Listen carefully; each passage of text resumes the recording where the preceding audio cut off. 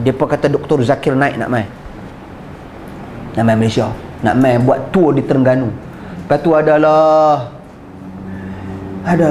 subhanallah, nak panggil apa pun kita tak tahulah, mangkuk ke, gelas ke, cawan ke, Allahu a'lam. Tak, dia ni apa semua ni Wahabi sesat apa semua ni. La ilaha illallah. Tuan-tuan dan puan sekalian, dunia terima dia tu.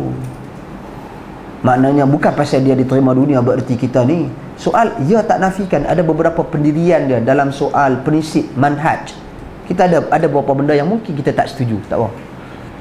Tapi angle dakwah dia adalah angle dakwah, kepakaran dia adalah menguasai kitab-kitab bukan Muslim, kitab Injil, dia menguasai Veda, dia menguasai Perjanjian Lama dan Perjanjian Baru, Old Testament dan New Testament, Taurat dan Injil. Dia boleh buat perbandingan, dia boleh, tuan-tuan, itu kepakaran dia. Soal tak setuju dengan dia dalam beberapa hal, tapi yang lagi teruk ni, yang duk kata dia ni Wahabi lah apa semua. Allah Subhanahu Wa Taala Islamkan di tangan dia berapa ribu daripada kalangan manusia. Tidak-tidaknya kalau sekiranya dia ada kesilapan dan kesalahan pun dalam beberapa pendirian dia, moga-moga usaha yang dia buat itu Allah Subhanahu Wa Taala tutup. Sebab apa? Sebab amalan manusia dia akan ditimbang. Manusia ni, masalah manusia bila buat judgement secara tidak adil. Salah satu kawan tu, dia hukum semua, amalan dia akan ditimbang oleh Allah Subhanahu Wa Taala.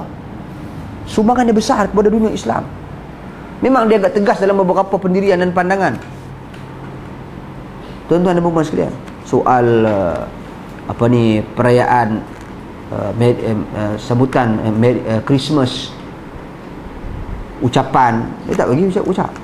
Contoh tu antara benda-benda yang ada orang dia sensitif. Soal Maulid Nabi, dia tak bagi, pandangannya dia tak boleh. Jadi ada orang dia sensitif dengan hal-hal yang seperti ini. Jadi mereka memulakan gerakan-gerakan yang tidak sewajarnya.